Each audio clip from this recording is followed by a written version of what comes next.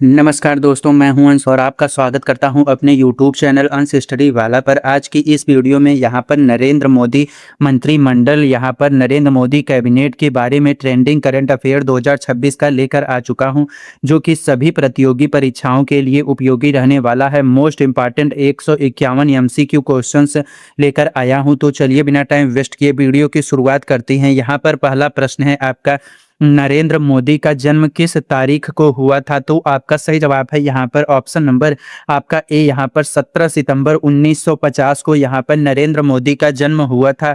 अब बढ़ते हैं आगे। यहाँ पर इसमें नरेंद्र मोदी का जन्म किस शहर में हुआ था?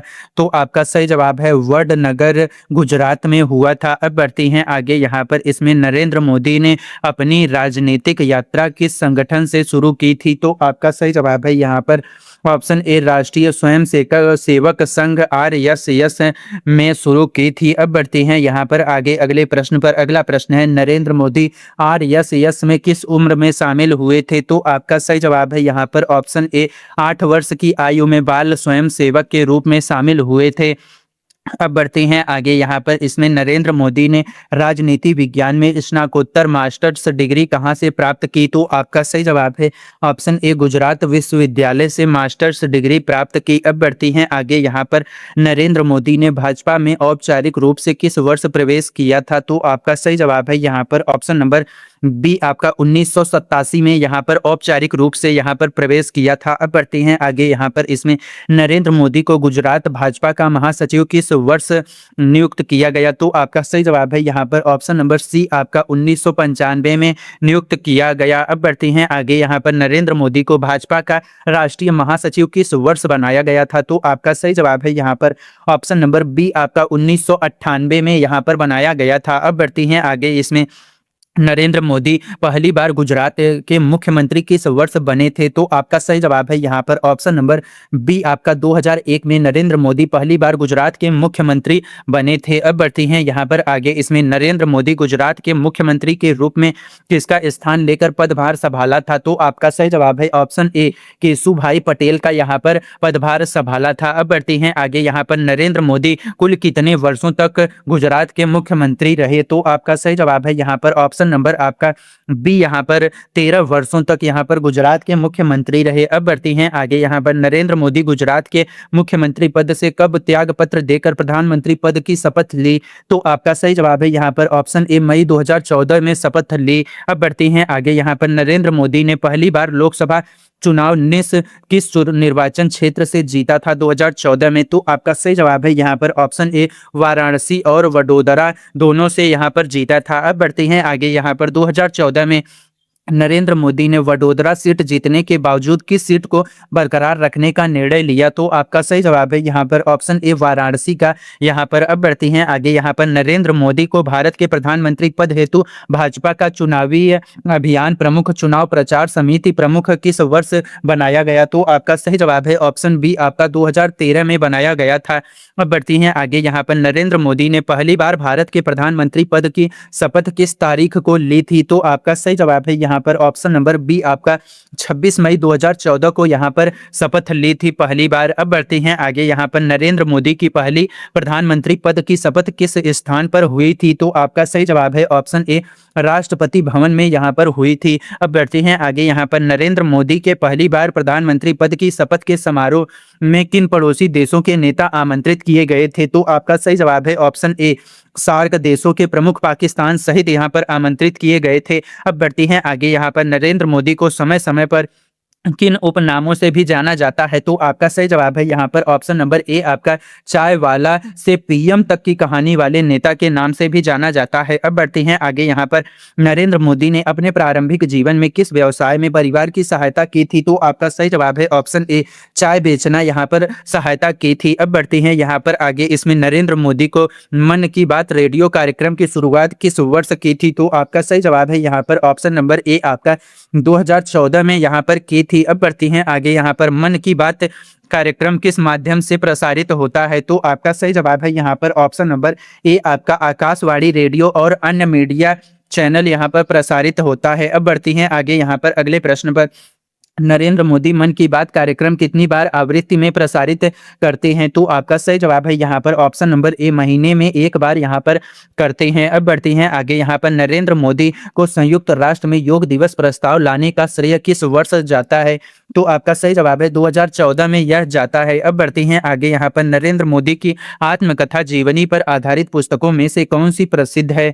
तो आपका सही जवाब है यहाँ पर option A, Modi common man's challenge एंटी मारिनो यहाँ पर प्रसिद्ध है। अब बढ़ते हैं आगे। यहाँ पर मुख्यमंत्री रहते हुए नरेंद्र मोदी ने किस बड़े निवेश सम्मेलन की शुरुआत की थी? तो आपका सही जवाब है यहाँ पर ऑप्शन नंबर आपका ए, यहाँ पर वाइब्रेंट गुजरात समिट की शुरुआत की थी। बढ़ते हैं अगले प्रश्न पर। अगला प्रश्न है, वाइब्रेंट गुजरात समिट की शुरुआत किस वर्ष हुई थी? तो आपका 2003 में शुरू हुई थी। अब बढ़ते हैं आगे। यहाँ पर गुजरात के मुख्यमंत्री के रूप में मोदी के कार्यकाल में किस प्रमुख जल परियोजना पर विशेष ध्यान दिया गया?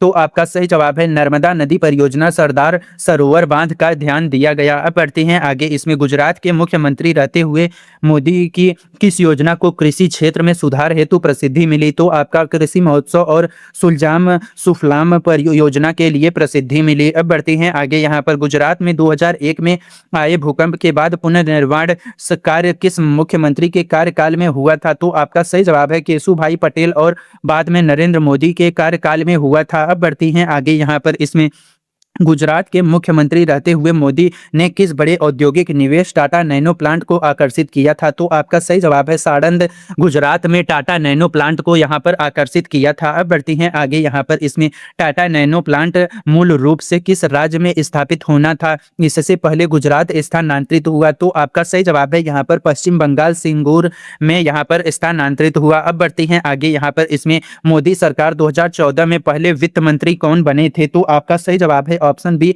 अरुण जेटली यहाँ पर वित्त मंत्री बने थे। अब बढ़ते हैं आगे। यहाँ पर इसमें मोदी सरकार 1.0 2014 में पहले गृह मंत्री कौन बने थे? तो आपका सही जवाब है यहाँ पर ऑप्शन बी, राजनाथ सिंह यहाँ पर बने थे। अब बढ़ती हैं आगे। यहाँ पर मोदी सरकार 1.0 2014 में पहली विदेश मंत्री कौन बनी? तो आपका सही जवाब है यहाँ पर ऑप्शन नंबर बी, आपका सुषमा स्वराज यहाँ पर बनी।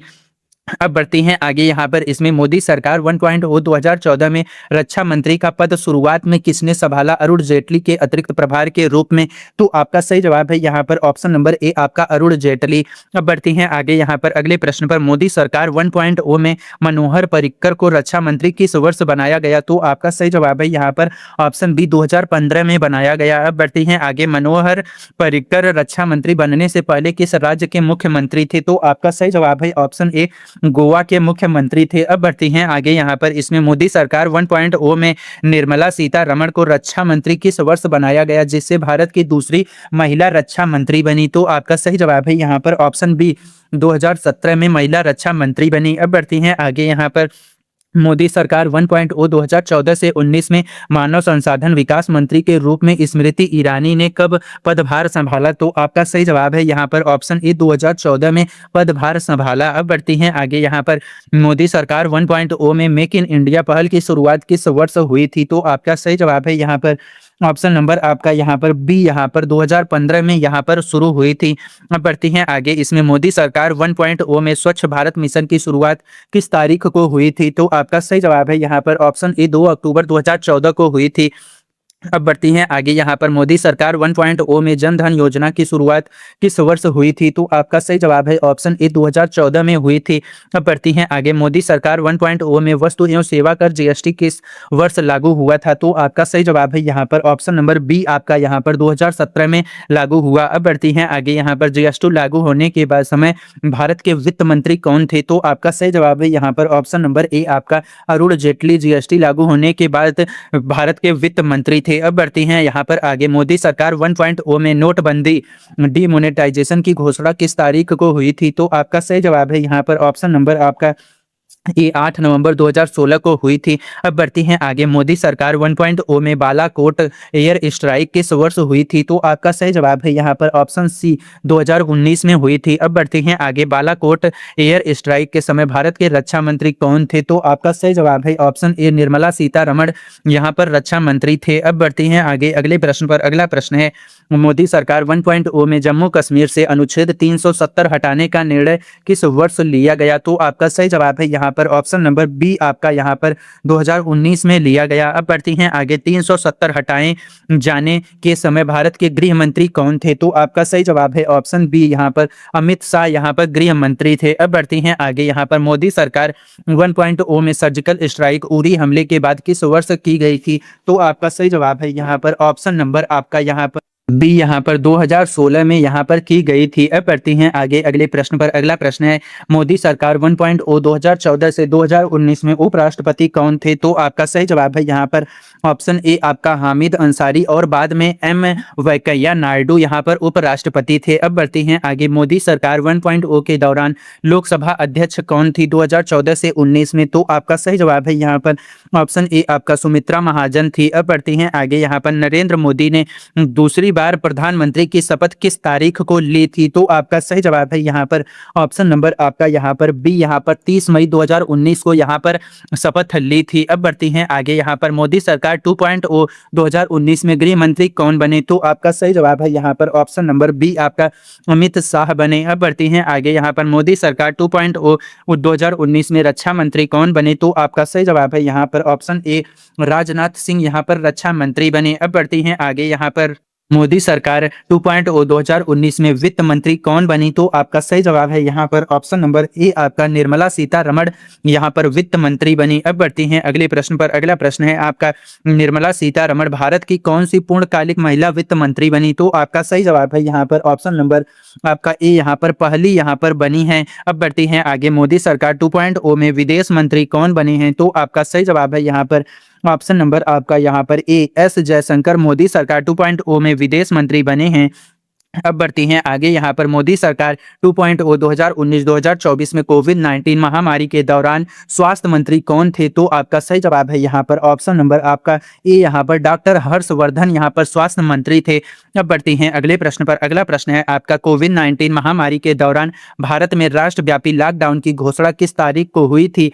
तो आपका सही जवाब है यहाँ पर ऑप्शन ए, आपका 24 मार्च 2020 को हुई थी। अब बढ़ती हैं आगे, यहाँ पर मोदी सरकार 2.0 में आत्मनिर्भर भारत अभियान की शुरुआत किस वर्ष हुई थी? तो आपका सही जवाब है ऑप्शन ए, 2020 में यहाँ पर हुई थी। अब बढ़ती हैं अगले प्रश्न पर। अगला प्रश्न है आपका, मोदी सरकार 2.0 में 3 कृषि कानून को किस वर्ष पारित किया गया था जिन्हें बाद में निरस्त किया गया? तो आपका सही जवाब है ऑप्शन ए, 2020 में यहाँ पर निरस्त किया गया।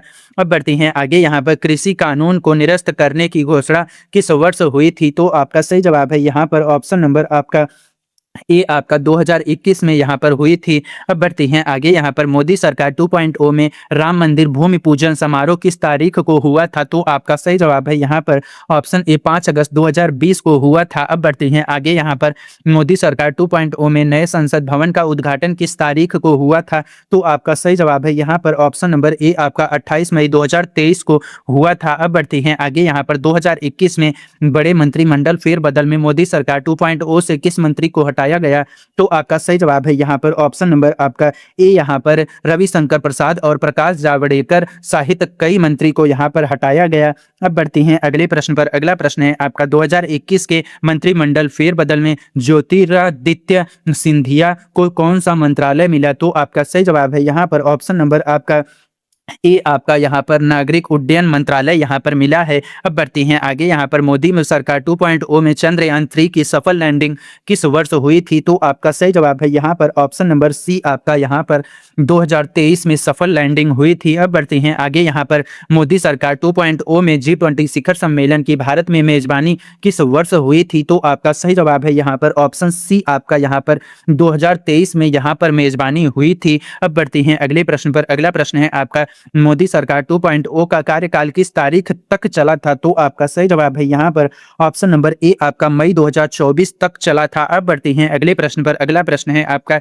मोदी सरकार 3.0 में विदेश मंत्री के रूप में एस जयशंकर की यह कौन सी पारी है? तो आपका सही जवाब है यहाँ पर ऑप्शन नंबर ए, आपका लगातार दूसरी पारी 2019 से निरंतर बढ़ती हैं अगले प्रश्न पर। अगला प्रश्न है, मोदी सरकार 3.0 में निर्मला सीतारमण की वित्त मंत्री के रूप में यह कौन सी पारी है? तो आपका सही जवाब है लगातार तीसरी पारी 2019 से निरंतर यहाँ पर। अब बढ़ते हैं अगले प्रश्न पर। अगला प्रश्न है, मोदी सरकार 3.0 में राजनाथ सिंह किस मंत्रालय के साथ जुड़े हुए हैं? तो आपका सही जवाब है रक्षा मंत्रालय। लगातार अब बढ़ती हैं आगे, यहाँ पर मोदी सरकार 3.0 में अमित शाह के पास गृह मंत्रालय के अतिरिक्त कौन सा प्रमुख मंत्रालय भी है? तो आपका सही जवाब है सहकारिता मंत्रालय भी है। अब बढ़ती हैं आगे, यहाँ पर मोदी सरकार 3.0 में पीयूष गोयल के पास वर्तमान में कौन सा प्रमुख मंत्रालय है? तो आपका सही जवाब है यहाँ पर ऑप्शन नंबर ये आपका वाणिज्य एवं उद्योग मंत्रालय है। अब बढ़ते हैं आगे, यहाँ पर मोदी सरकार 3.0 में धर्मेंद्र प्रधान के पास वर्तमान में कौन सा प्रमुख मंत्रालय है? तो आपका सही जवाब है यहाँ पर ऑप्शन नंबर ए आपका शिक्षा मंत्रालय है। अब बढ़ते हैं आगे, यहाँ पर मोदी सरकार 3.0 में जगत प्रकाश नड्डा के पास वर्तमान में कौन सा मंत्रालय है? तो आपका सही जवाब है ऑप्शन सी दोनों मंत्रालय है। अब बढ़ते हैं आगे, यहाँ पर अगले प्रश्न पर। अगला प्रश्न है मोदी सरकार 3.0 में मनसुख मांडविया के पास वर्तमान में कौन सा मंत्रालय है? तो आपका सही जवाब है यहाँ पर ऑप्शन नंबर सी आपका दोनों सही है, क्रमशः वर्तमान में और पूर्व में। अब बढ़ते हैं आगे, यहाँ पर मोदी सरकार 3.0 के गठन के दौरान भाजपा को स्पष्ट बहुमत न मिलने पर किन सहयोगी दलों की भूमिका महत्वपूर्ण रही? तो आपका सही जवाब है ऑप्शन नंबर ए आपका टीडीपी और जेडीयू यहाँ पर। अब बढ़ती हैं अगले प्रश्न पर। अगला प्रश्न है मोदी सरकार 3.0 में चंद्रबाबू नायडू की टीडीपी से किसे कैबिनेट मंत्री बनाया गया? तो आपका सही जवाब है यहाँ पर ऑप्शन नंबर ए आपका के राम मोहन नायडू नागरिक उड्डयन मंत्री। अब बढ़ती हैं अगले प्रश्न पर। अगला प्रश्न है आपका मोदी सरकार 3.0 में नीतीश कुमार की जेडीयू से किसे केंद्रीय मंत्री बनाया गया? तो आपका सही जवाब है यहाँ पर ऑप्शन नंबर ए आपका राजीव रंजन सिंह लल्लन सिंह को बनाया गया। अब बढ़ते हैं आगे, प्रधानमंत्री जन धन योजना किस मंत्रालय के अंतर्गत आती है? तो आपका सही जवाब है यहाँ पर ऑप्शन ए वित्त मंत्रालय के अंतर्गत आती है। अब बढ़ते हैं आगे, आयुष्मान भारत योजना किस मंत्रालय के अंतर्गत क्रियान्वयन होती है? तो आपका सही जवाब है यहाँ पर ऑप्शन नंबर ए आपका स्वास्थ्य एवं परिवार कल्याण मंत्रालय के अंतर्गत क्रियान्वयन होती है। अगला प्रश्न है प्रधानमंत्री आवास योजना किस मंत्रालय द्वारा क्रियान्वयन की जाती है? ग्रामीण एवं शहरी दोनों।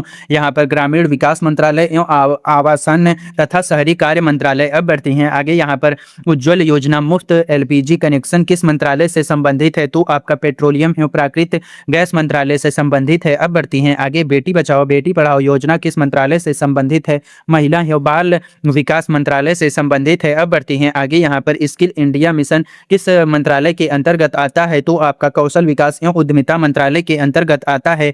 अब बढ़ती हैं आगे, यहाँ पर डिजिटल इंडिया अभियान किस मंत्रालय द्वारा संचालित है? तो आपका इलेक्ट्रॉनिक एवं सूचना प्रौद्योगिकी मंत्रालय के द्वारा संचालित है। अब बढ़ती हैं आगे, स्टार्टअप इंडिया पहल किस मंत्रालय से संबंधित है? वाणिज्य एवं उद्योग मंत्रालय डीपीआईआईटी से संबंधित है। अब बढ़ती हैं अगले प्रश्न पर। अगला प्रश्न है आपका पीएम किसान सम्मान निधि योजना किस मंत्रालय से संबंधित है? तो आपका सही जवाब है कृषि एवं किसान कल्याण मंत्रालय से संबंधित है। अब बढ़ती हैं अगले प्रश्न पर। अगला प्रश्न है प्रधानमंत्री फसल बीमा योजना किस मंत्रालय द्वारा संचालित है? तो आपका कृषि एवं किसान कल्याण मंत्रालय के द्वारा संचालित है। अब बढ़ती हैं आगे, यहाँ पर सागर माला परियोजना किस मंत्रालय से संबंधित है? तो आपका पतन पोत परिवहन एवं जल मार्ग मंत्रालय से संबंधित है। अब बढ़ती हैं अगले प्रश्न पर। अगला प्रश्न है आपका भारत माला परियोजना किस मंत्रालय से संबंधित है? तो आपका सड़क परिवहन एवं राजमार्ग मंत्रालय से संबंधित है। अब बढ़ती हैं आगे, यहाँ पर उड़ान योजना किस मंत्रालय से संबंधित है? नागरिक उड्डयन मंत्रालय से संबंधित है।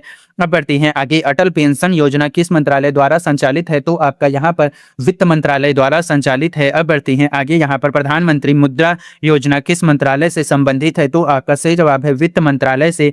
अब बढ़ती हैं आगे, नमामि गंगे परियोजना किस मंत्रालय द्वारा संचालित है? तो आपका जल शक्ति मंत्रालय के द्वारा संचालित है। अब बढ़ती हैं आगे, यहाँ पर जल जीवन मिशन किस मंत्रालय के अंतर्गत आता है? तो आपका जल शक्ति मंत्रालय के अंतर्गत आता है। अब बढ़ती हैं आगे, प्रधानमंत्री गरीब कल्याण योजना कोविड राहत किस मंत्रालय द्वारा समन्वित की गई थी? तो आपका यहाँ पर वित्त मंत्रालय और खाद्य आपूर्ति मंत्रालय के द्वारा समन्वित की गई थी। तो यहाँ पर अभी तक मैंने आपको 100 प्रश्न करा दिए हैं। वीडियो अच्छा लग रहा हो तो लाइक करते रहिए, अपने दोस्तों के साथ शेयर करना ना भूलिए। चलिए अब बढ़ते हैं अगले प्रश्न पर। अगला प्रश्न है आपका यहाँ पर one nation one ration card योजना किस मंत्रालय से संबंधित है? तो आपका उपभोक्ता मामले खाद्य एवं सार्वजनिक वितरण मंत्रालय से संबंधित है। अब बढ़ते हैं आगे, सर्व शिक्षा अभियान समग्र शिक्षा किस मंत्रालय द्वारा संचालित है? तो आपका शिक्षा मंत्रालय द्वारा संचालित है। अब बढ़ते हैं आगे, राष्ट्रीय शिक्षा नीति एनईपी 2020 किस मंत्रालय द्वारा की गई? तो आपका शिक्षा मंत्रालय के द्वारा की गई। अब बढ़ती हैं आगे, यहाँ पर वंदे भारत परियोजना किस मंत्रालय से संबंधित है? तो आपका रेल मंत्रालय से संबंधित है। अब बढ़ती हैं आगे, यहाँ पर पीएम गति शक्ति योजना किस उद्देश्य से शुरू की गई? तो आपका बुनियादी ढांचा परियोजनाओं के समन्वित एवं तीव्र विकास हेतु शुरू की गई। अब बढ़ते हैं आगे, यहाँ पर पीएम विश्वकर्मा योजना किस वर्ग के लिए शुरू की गई? तो आपका सही जवाब है पारंपरिक कारीगरों एवं शिल्पकारों के लिए शुरू की गई। अब बढ़ते हैं आगे, यहाँ पर पीएम विश्वकर्मा योजना किस मंत्रालय द्वारा समन्वित की जाती है? तो आपका एम मंत्रालय बहु मंत्रालयी योजना के द्वारा की जाती है। अब बढ़ती हैं आगे, यहाँ पर अग्निपथ योजना सैन्य भर्ती किस मंत्रालय से संबंधित है? तो आपका यहाँ पर रक्षा मंत्रालय से संबंधित है। अब बढ़ती हैं आगे, यहाँ पर अग्निपथ योजना के तहत भर्ती होने वाले सैनिकों को क्या कहा जाता है? तो आपका अग्निवीर कहा जाता है। अब बढ़ती हैं अगले प्रश्न पर। अगला प्रश्न है, अग्निपथ योजना के तहत सैनिकों की सेवा अवधि कितने वर्ष निर्धारित होती है? ऑप्शन नंबर बी आपका 4 वर्ष के लिए निर्धारित होती है। अब बढ़ती हैं आगे, यहाँ पर अग्निपथ योजना की शुरुआत किस वर्ष हुई थी? तो आपका सही जवाब है ऑप्शन सी 2022 में शुरू हुई थी। अब बढ़ती हैं आगे, यहाँ पर one rank one pension OROP योजना किस मंत्रालय से संबंधित है? तो आपका सही जवाब है यहाँ पर रक्षा मंत्रालय से। अब बढ़ती हैं आगे, मेक इन इंडिया पहल के तहत रक्षा उत्पादन में आत्मनिर्भरता पर किस मंत्रालय का विशेष ध्यान है? तो आपका सही जवाब है यहाँ पर ऑप्शन ए रक्षा मंत्रालय का विशेष ध्यान है। अब बढ़ती हैं आगे, यहाँ पर आधार कार्ड और डिजिटल पहचान से संबंधित नीतियों की देखरेख किस मंत्रालय के अंतर्गत होती है? तो आपका सही जवाब है यहाँ पर ऑप्शन ए इलेक्ट्रॉनिक एवं सूचना प्रौद्योगिकी मंत्रालय UIDAI के माध्यम से यहाँ पर होती है। अब बढ़ती हैं यहाँ पर आगे, इसमें भारत नेट परियोजना ग्रामीण ब्रॉडबैंड कनेक्टिविटी किस मंत्रालय से संबंधित है? तो आपका सही जवाब है यहाँ पर ऑप्शन नंबर ए आपका संचार मंत्रालय से संबंधित है। अब बढ़ती हैं आगे, यहाँ पर 5G सेवाएं के शुभारंभ के समय भारत के संचार मंत्री कौन थे? तो आपका सही जवाब है यहाँ पर ऑप्शन ए अश्विनी वैष्णव यहाँ पर संचार मंत्री थे। अब बढ़ती हैं आगे, यहाँ पर भारत में 5G सेवाओं का शुभ आरंभ किस वर्ष हुआ था? तो आपका सही जवाब है यहाँ पर ऑप्शन बी 2022 में 5G का शुरुआत हुआ था। अब बढ़ती हैं आगे, यहाँ पर चंद्रयान 3 की सफलता के समय भारत के अंतरिक्ष राज्य मंत्री स्वतंत्र प्रभार कौन थे? तो आपका सही जवाब है ऑप्शन ए आपका डॉक्टर जितेंद्र सिंह थे। अब बढ़ती हैं आगे, मोदी सरकार में महिला आरक्षण विधेयक नारी शक्ति वंदन अधिनियम किस वर्ष पारित हुआ? तो आपका सही जवाब है ऑप्शन सी 2023 में पारित हुआ। अब बढ़ती हैं आगे, यहाँ पर नारी शक्ति वंदन अधिनियम किस विषय से संबंधित है? तो आपका सही जवाब है यहाँ पर ऑप्शन ए लोकसभा एवं विधानसभा में महिलाओं के लिए 33% आरक्षण से। अब बढ़ती हैं आगे, यहाँ पर मोदी सरकार में 3 नए आपराधिक कानून भारतीय न्याय संहिता आदि किस वर्ष लागू हुए? तो आपका सही जवाब है ऑप्शन सी 2024 में लागू हुए। अब बढ़ती हैं आगे, यहाँ पर भारतीय न्याय संहिता किस पुराने कानून का स्थान लेती है? भारतीय दंड संहिता IPC का। अब बढ़ती हैं आगे, मोदी सरकार में नए आधिकारिक कानूनों को लागू करने में किस गृह मंत्री की भूमिका रही है? तो आपका सही जवाब है यहाँ पर ऑप्शन नंबर आपका ए यहाँ पर अमित शाह की भूमिका रही है। अब बढ़ती हैं आगे, यहाँ पर वन नेशन वन इलेक्शन एक साथ चुनाव पर विचार हेतु गठित समिति की अध्यक्षता किसने की थी? तो आपका सही जवाब है यहाँ पर ऑप्शन ए पूर्व राष्ट्रपति रामनाथ कोविंद ने। अब बढ़ते हैं अगले प्रश्न पर। अगला प्रश्न है, मोदी सरकार में 3 तलाक ट्रिपल तलाक को अपराध घोषित करने वाला कानून किस वर्ष पारित हुआ? तो आपका सही जवाब है ऑप्शन सी 2019 में। अब बढ़ती हैं आगे, 3 तलाक विरोधी कानून पारित करने में किस कानून मंत्री की भूमिका रही? तो आपका सही जवाब है ऑप्शन ए रविशंकर प्रसाद की भूमिका रही। अब बढ़ते हैं आगे, यहाँ पर मोदी सरकार में नागरिकता संशोधन अधिनियम CAA किस वर्ष पारित हुआ था? तो आपका सही जवाब है ऑप्शन बी 2019 में पारित हुआ था। अब बढ़ती हैं आगे, यहाँ पर नागरिकता संशोधन अधिनियम CAA के नियम किस वर्ष अधिसूचित किए गए? तो आपका सही जवाब है ऑप्शन सी आपका 2024 में अधिसूचित किए गए। अब बढ़ती हैं आगे, यहाँ पर मोदी सरकार में जम्मू कश्मीर पुनर्गठन अधिनियम के तहत कितने केंद्र शासित प्रदेश बनाए गए? तो आपका सही जवाब है ऑप्शन बी 2 जम्मू कश्मीर और लद्दाख यहाँ पर केंद्र शासित प्रदेश बनाए गए। अब बढ़ती हैं आगे, यहाँ पर मोदी सरकार में सिविल सेवा लेटरल एंट्री की नीति किस उद्देश्य से लाई गई? तो आपका सही जवाब है यहाँ पर ऑप्शन नंबर ए आपका निजी क्षेत्र के विशेषज्ञों को सीधे वरिष्ठ सरकारी पदों पर नियुक्त करना। अब बढ़ते हैं अगले प्रश्न पर। अगला प्रश्न है, मोदी सरकार में हर घर तिरंगा अभियान किस अवसर पर शुरू किया गया? तो आपका सही जवाब है यहाँ पर ऑप्शन नंबर ए आपका आज़ादी का अमृत महोत्सव 75वीं स्वतंत्रता वर्षगांठ पर किया गया। बढ़ते हैं अगले प्रश्न पर। अगला प्रश्न है आपका, आज़ादी का अमृत महोत्सव भारत की स्वतंत्रता की किस वर्षगांठ से संबंधित था?